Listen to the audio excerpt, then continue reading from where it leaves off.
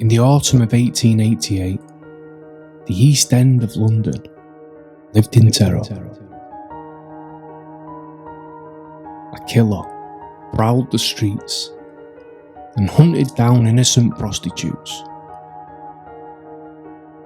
He was never caught, but birthed out of the infamous killing spree, the legend of Jack the Ripper was born.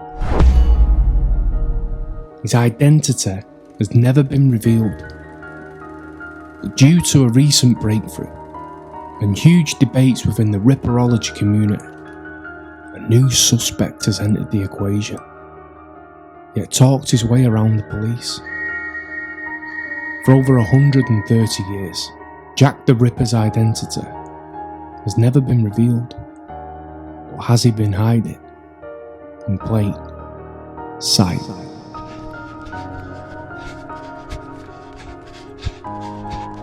Jack the Ripper strikes again!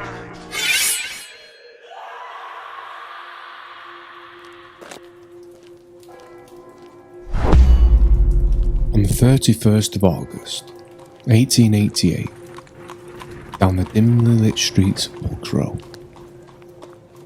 Polly Nichols' body was discovered at around 3:40 in the morning by Carmen Charles Cross. Cross apparently stumbled across the body on his way to work. After examining the body, the figure of a man emerged from the shadows, that man being Robert Paul, who was also on his way to work. He saw Charles Cross standing over the body, and the two men discussed the findings. Paul set off to find the police officer, but Cross went with him. The two men set off down Bucks Row and found beat police officer P.C. Misen, but it was Cross that went to speak to the officer. At the inquest, P.C. Misen recounted the conversation, and he revealed that Charles Cross told him two key things. He said there was a woman lying in Bucks Row, and there was a policeman with her, who had requested assistance. Yet Cross knew there was no policeman with the body. It seems that Charles Cross was lying. Believing that Cross was simply passing on a message from another police officer, P.C. Misen let him go on his way. Go on your way. Yet in a remarkable twist of fate, when Misen got to the body, there was in fact a police officer with the body of Polly Nichols. P.C. Neal found the body on his regular beat, giving Misen no reason not to believe what Cross had just said to him. Was it a stroke of genius by Charles Cross, or plain luck?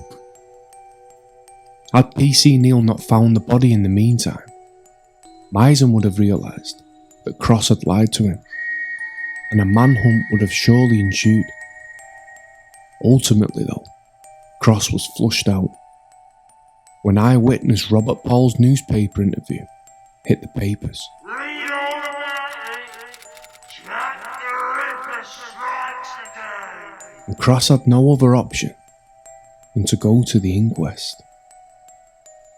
But when he appeared, he gave the coroner a false name. It's Charles Cross. Duty bound, Cross will have had to have sworn on oath and give his full name, of which he gave Charles Allen Cross of 22 Doveton Street.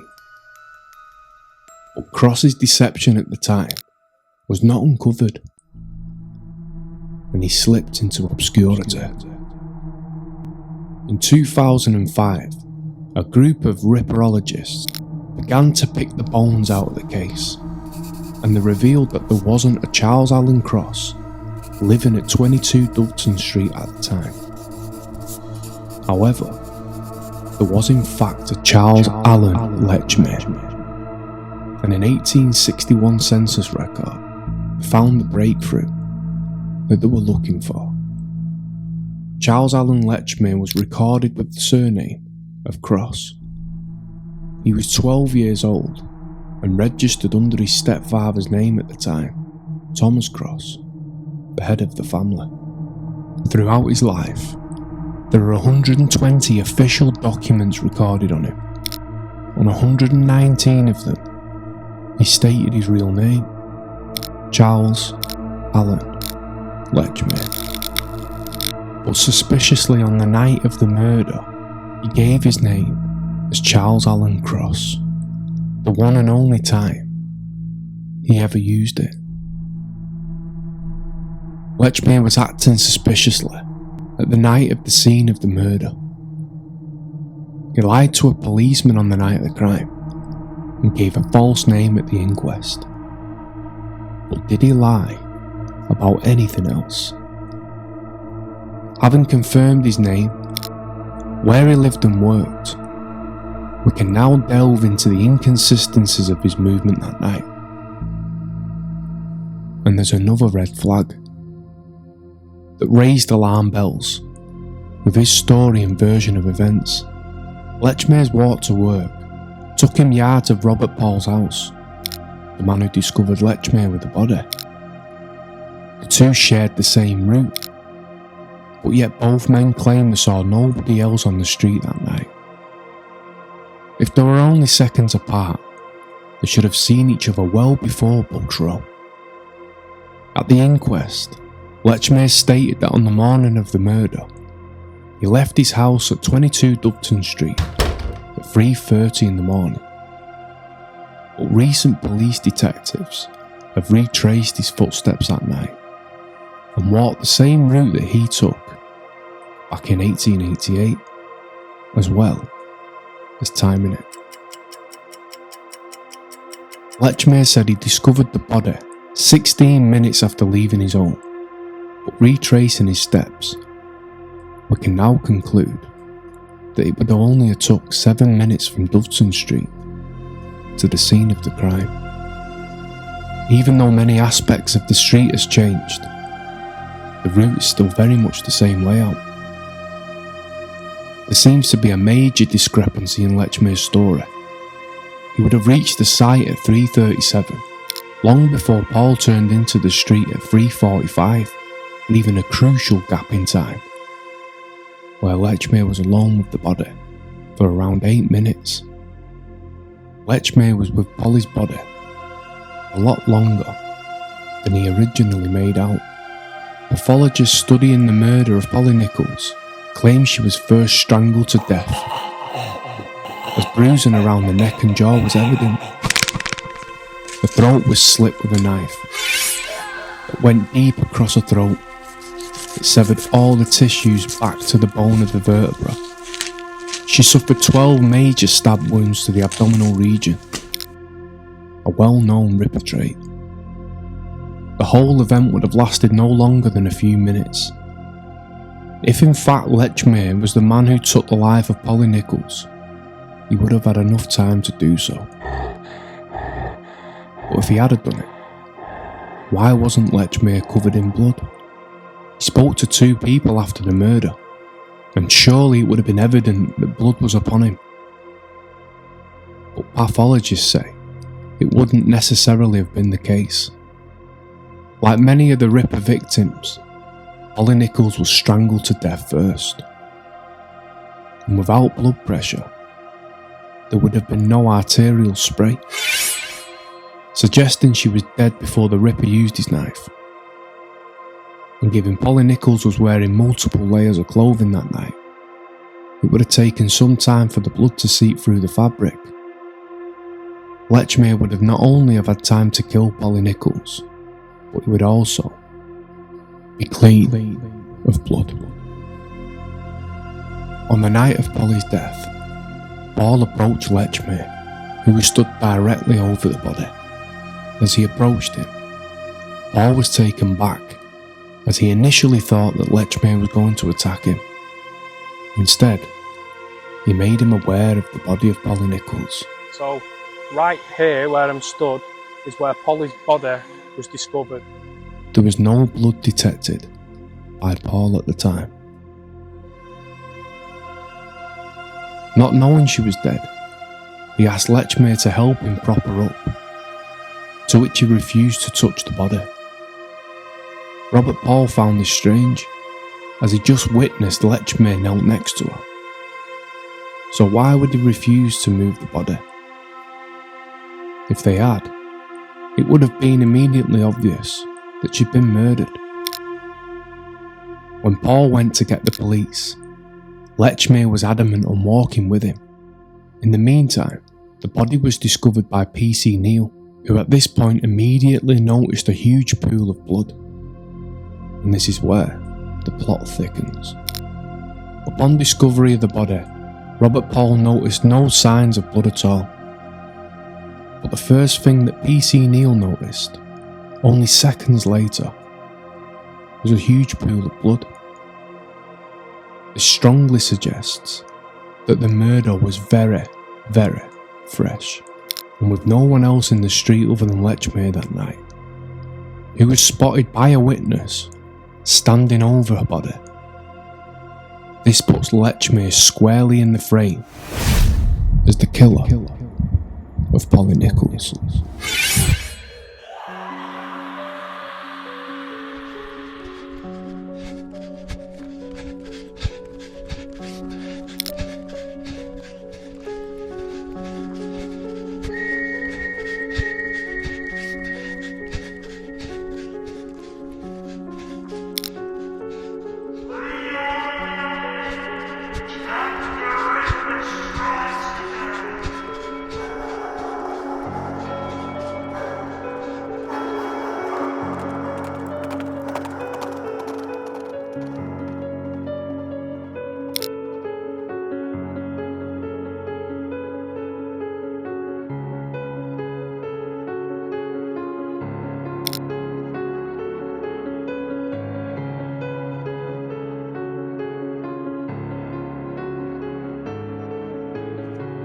Right, so we're here today and we're at the scene of the crime that was Polly Nichols back in 1888.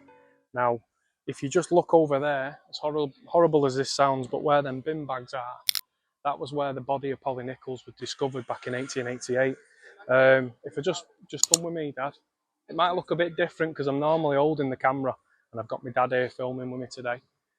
But this street back in when the Ripper was, around, this was pitch black, this area, totally pitch black, and it was only lit by really dim lit street lights.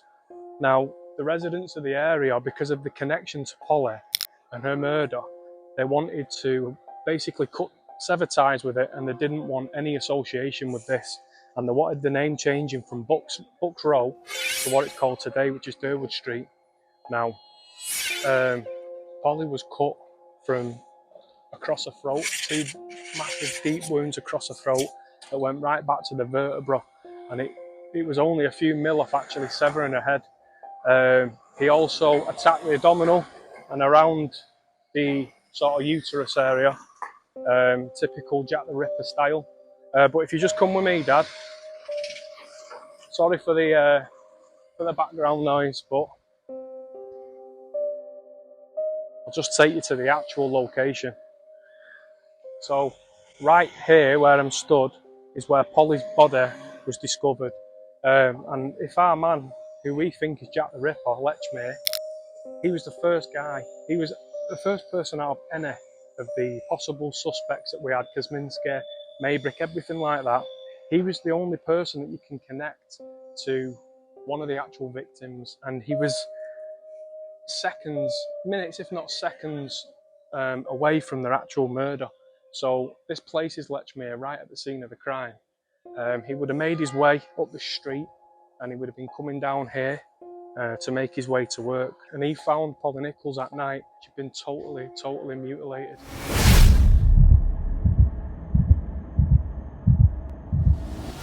Right, so here we are today and we're at the scene of where Charles Lechmere once lived.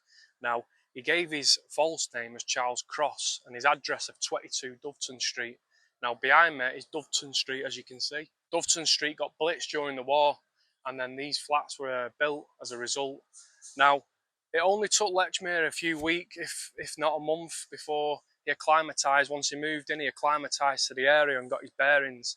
And then the killing spree began. But he sort of fits the geo profile of where the sort of area that the Ripper was supposed to have been living. He still fits within this criteria. And this was his perfect spot. He was just on the outskirt, only a few hundred yards from one of the murders. And then it was on his route to work as well from here.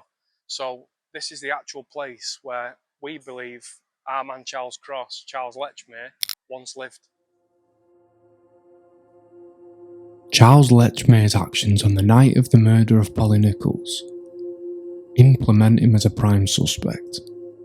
The rate of bleeding suggests that he was either with or extremely close to her at the time of the murder. Profiling a serial killer has come on leaps and bounds since 1888, and over the last few decades, we can now begin to understand what it takes to make a serial killer. And uncovering the archives on Lechmere's childhood, the answer to the questions are there to see. Lechmere came from a broken home.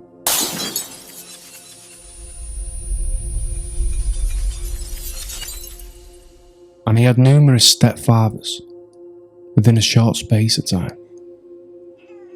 He never knew his biological father, and disruptions like this in childhood can be a key factor. And what we now know today about serial killers is they tend to have a turbulent lifestyle, moving from home to home, never feeling safe or settled. And with him being born in London's East End, a young Charles moved home many times. At the time of the murders, Charles Lechmere was 39 years old. He was married and had fathered 12 children. Yet he always lived with or close to his mother.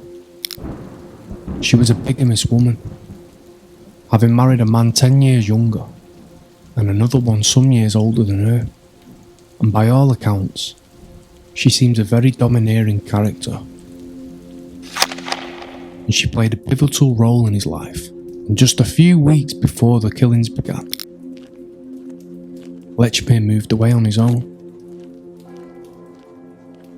but left his oldest daughter behind with his mother.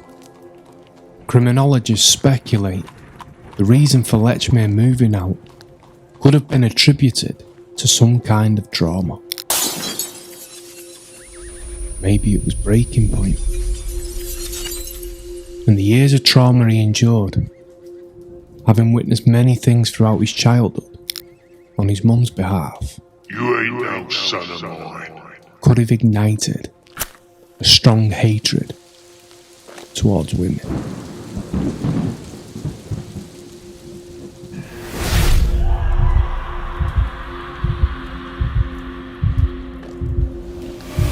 And a burning desire to inflict the pain within his mind on the vulnerable women of Whitechapel. The significance of the move to Doveton Street becomes even more evident when we consider the geography of the killings. His new route to work would take him right through the heart of Ripper territory. Charles Lechmere worked as a delivery driver for a company called Pickford's that were based at Broad Street. He started his shift at 4 AM in the morning, working Monday to Saturday. His two shortest routes to work both took 40 minutes to walk, meaning he left home well before 4 AM. The first believed Ripper victim was Martha Tabram, who was murdered in a stairwell on Gunthorpe Street in Whitechapel, one of the most direct routes that Charles would have walked to work.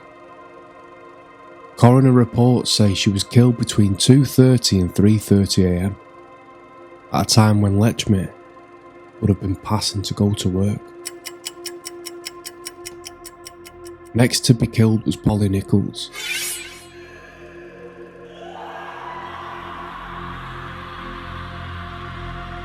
and the events that night almost catch Lechmere red-handed. With the third victim, Annie Chapman, the pattern continues, and we see the killer moving on with his killings, taking more risks, and attacking with more sinister intentions.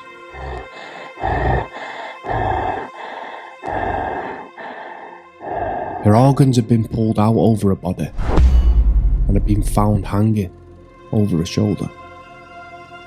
And not forgetting that this attack was in a bustling area, and she was murdered in the backyard of a house that was occupied by up to 17 people at the time.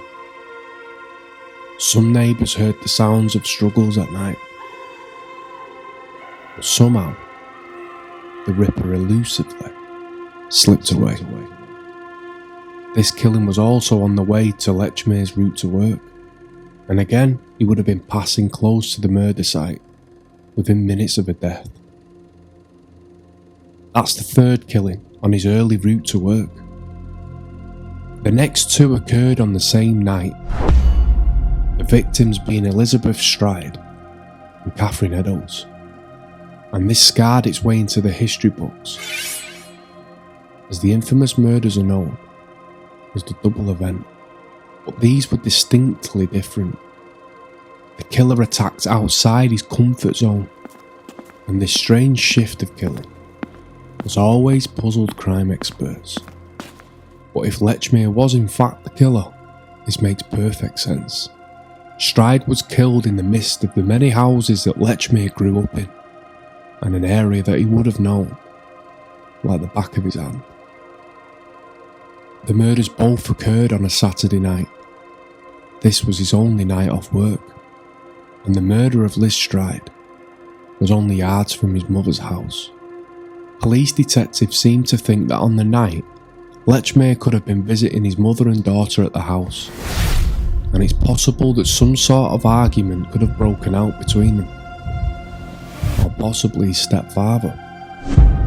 You're a disgrace. This is only speculation. You ain't no son of mine. But ironically, regardless of what might have happened, Lechmere would have had good reason to be in the area on the night of the attack. Liz Stride had a throat cut in the alleyway on what is now Henrique Street, just around the corner from Lechmere's mother's house. But unlike the other murders, the Ripper was unable to finish his work, and it's believed the reason why he didn't mutilate Liz was purely down to him being spooked. Something disturbed him during the act, and he wrapped it up quickly and decided to move on. Unfulfilled and dissatisfied with what he'd just done to Liz, he was now on the prowl for another victim, and fatefully, he met Catherine Eddowes in Mitre Square.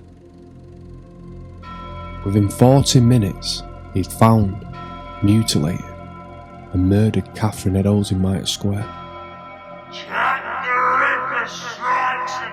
The last accepted murder happened back in Whitechapel, and back on Lechmere's daily routine. Mary Kelly was attacked between 3 and 4 a.m. in a lodging house, situated on a cut-through to Pickford's, where Lechmere worked. Kelly's wounds were the most extreme of all of the Ripper victims.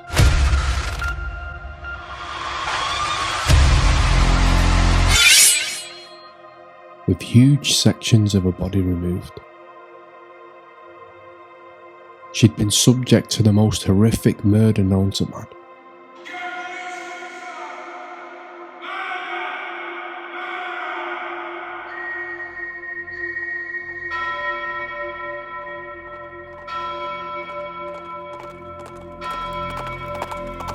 Another murder in good old Whitechapel. Jack the Ripper claims victim. It's always been a mystery as to how the killer would have left Kelly's room unnoticed, as the murderer would have undoubtedly have been covered in blood. But there's one more detailed fact about Lechmere. that can explain this mystery. Historians on Pickford's, the company Lechmere worked for, unravelled some detailed information about the company. And Charles Lechmere's job was a horse-drawn delivery driver, delivering meat to butchers. Arriving at the depot with an apron smeared in blood would have hardly have raised an eyebrow, not only at his place of work, but to the general public. Pickford's had a station within the building for the employees to clean up and stay clean once they delivered the goods. A perfect hideout for a murderer to go undetected. This is the final marker for the three key things in Lechmere's life: home, family, and work. And the profile of these killings supply all three of these factors.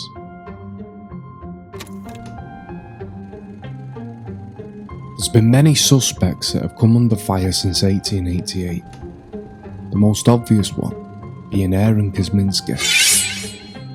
Kosminski was an immigrant Polish barber in the East End of London.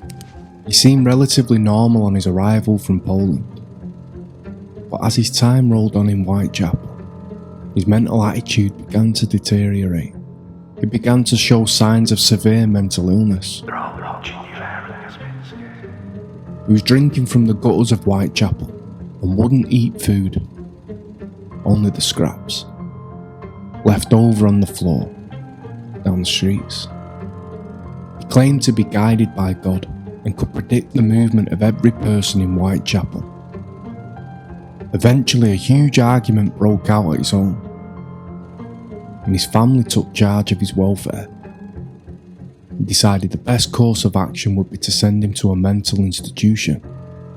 But how did the story of Kosminski come to light, and how did he become a possible prime suspect? Robert Anderson was the Assistant Police Commissioner back in 1888, and in his diary, he wrote that he suspected a man by the last name of Kosminski, but he never gave his first name. He believed him to be the most probable suspect of Jack the Ripper, and he also noted that the Kosminski he was referring to died shortly after the murders. He never once mentioned it was Aaron Kosminski, who in fact didn't die till 1919, some 31 years after the events took place. So this rules him out. Next we have Prince Albert Victor, a bloodline royal, who many believe to be Jack the Ripper. It's reported that Prince Albert was infatuated with Whitechapel, and especially the prostitutes that occupied it. A well-known secret at the time, and allegedly, he got one of his many mistresses pregnant, to which she had to be silenced. Something like this hitting the press would have been global news and unwanted attention to the royal family. However, on the night that some of the murders occurred, it is documented with hardcore evidence that he wasn't in England at the time, which instantly rules him out as a suspect.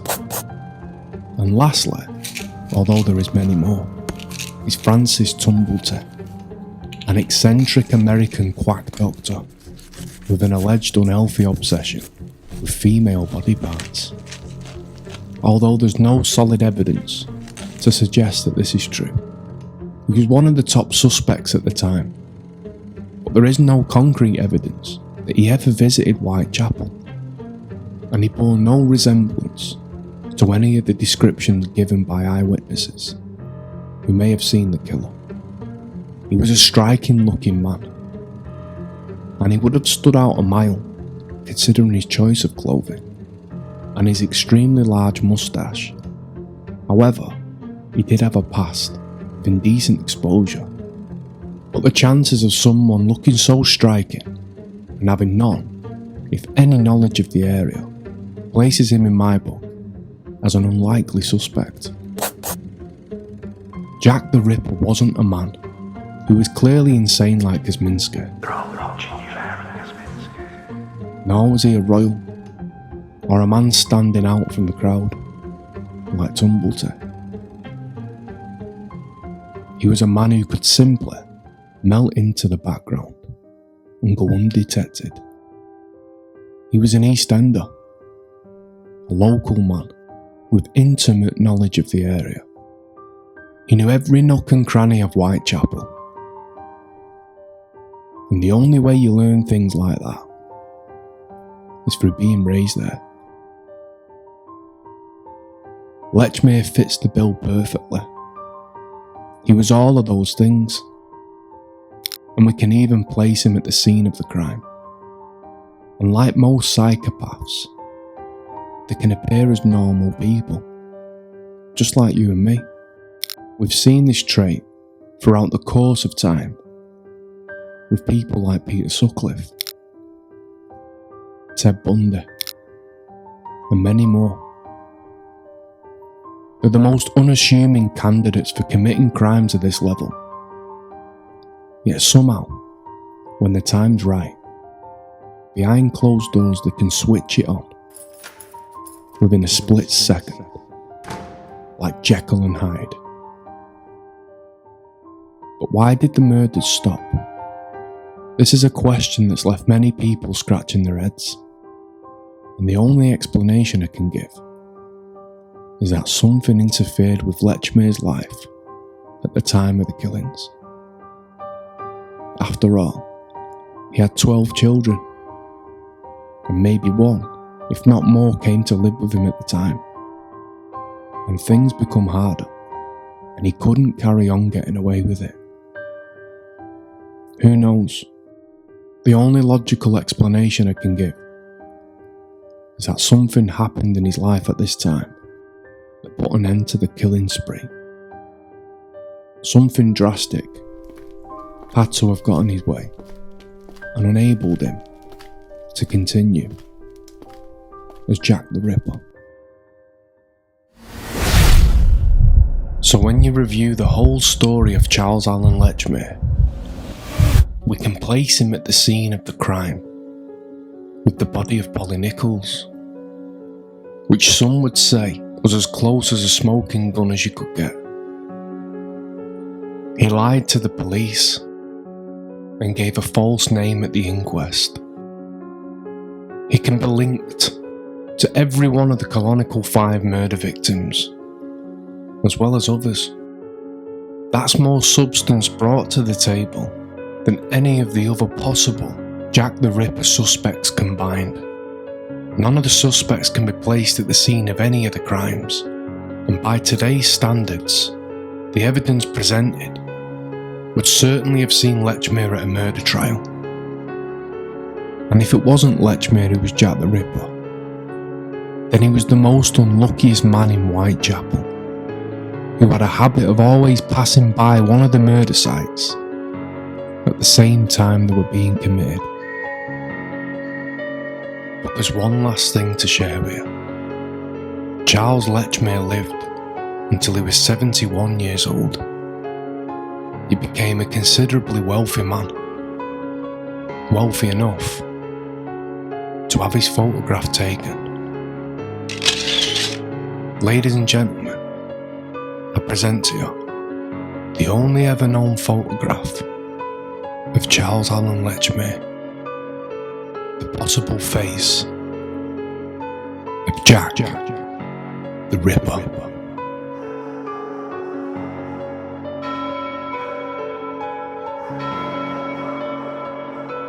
Another murder in good old Whitechapel. Jack the Ripper claims 5th victim.